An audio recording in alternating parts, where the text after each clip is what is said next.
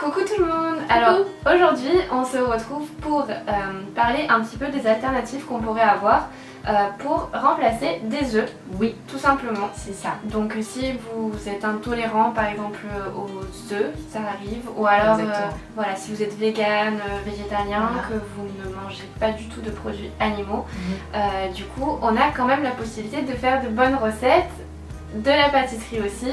C'est ça. Avec d'autres produits qui peuvent remplacer les œufs. Alors du coup, je pense que ce qui est intéressant, c'est peut-être retrouver l'aspect moelleux dans exactement, dans les petits muffins, les gâteaux et tout ça. Voilà, donc pour ça, pour le côté moelleux, on peut remplacer effectivement les œufs par, alors, soit une compote de pommes, très simple. Voilà, une compote de pommes tout simple, donc soit allégée, donc sans sucre ajouté. D'accord, ça c'est important. Ça c'est important, ou alors s'il y a du sucre dans la compote, on diminue un petit peu les quantités de sucre dans la recette. Ensuite, on peut remplacer aussi par de la purée d'oléagineux. Donc c'est quoi? Noix de cajou, purée d'amande, purée de tout ce qu'on aime en fait. Tout ce qui peut aller dans la recette. On trouve ça facilement en grande surface, dans les supermarchés. Exactement. Ensuite, on peut aussi remplacer par un yaourt végétal. Ah ouais? Un yaourt végétal, tout simplement. Donc soja, coco, amande, ce qu'on aime aussi. Ça marche très très bien. Et une banane.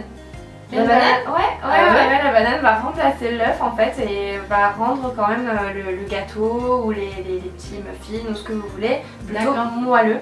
Et pour le liant, aussi, pour je sais pas, quand on fait des sauces, les petites mousses au chocolat, des choses. Exactement, oui, trop bon ça, à l'orange là. Donc tofu. Tofu? Ouais. Alors tofu blanc, soyeux. Alors moi j'y connais pas grand chose au tofu. Ouais, c'est vrai qu'il y en a des différents. Moi je prends plutôt du tofu soyeux. D'accord. Faire une mousse au chocolat super aérienne, super super bonne, qui aura pas d'arrière-goût. C'est ça, Aucun souci pour ça. D'accord. Ensuite, on peut remplacer aussi par des graines de lin moulues. D'accord. Dissoutes dans un petit peu d'eau. Pour que ça soit un petit peu, qu'il y ait un aspect pas trop liquide, mais ça fait une genre de pâte en fait. D'accord, qui va très très bien aller par exemple pour des pancakes, pour des chouette ça. Voilà, ça très bien. Idée recette. Ouais. Et des graines de chia. D'accord, Ouais. Donc pareil, elles gonflent en fait avec le contact de l'eau.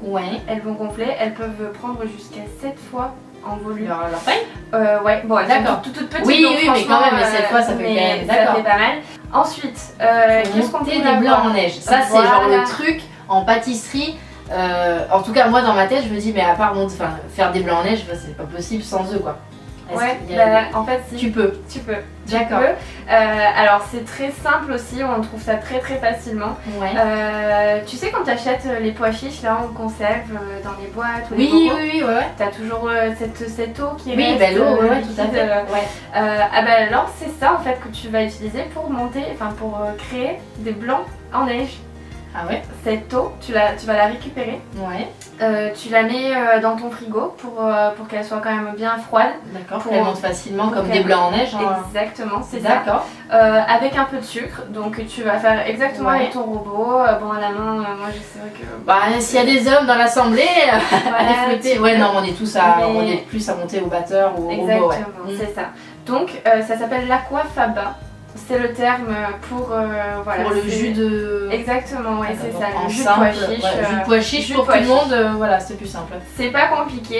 Vos pois chiches après, vous pouvez les préparer aussi, vous pouvez faire du houmous, je sais pas ce que vous voulez. Une autre recette quoi. Mais c'est vrai que d'habitude on jette cette eau. Parce qu'en fait, je crois qu'elle sert à rien quoi. C'est ça, pas du tout. En fait, si tu veux faire des blancs en neige, c'est nickel. Et pour tout genre de recettes. Mais je m'attendais en fait à avoir une alternative si tu veux aux œufs, mais qui soit pas adaptée à tous les types de recettes. Bien sûr. Et donc là en fait tu es en train de me dire qu'il y a plusieurs choses qui permettent de faire...